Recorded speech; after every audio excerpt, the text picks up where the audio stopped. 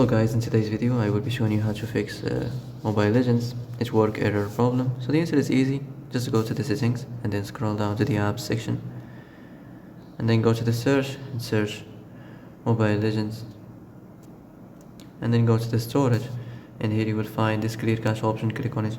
Now you can go check it if it worked, and if it didn't you can try to restart your phone or turn the Wi-Fi off and on, or the Bluetooth or the airplane mode. Also you can try to clear data, but be careful. If you clear data, all this application's data will be deleted. This includes all files, the settings, the accounts, the databases, etc. So be careful if you want to clear your data.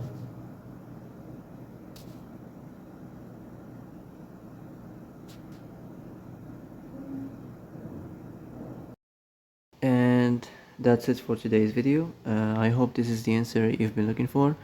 If you like this video, don't forget to like and subscribe, and see you in the next video. Thanks for watching.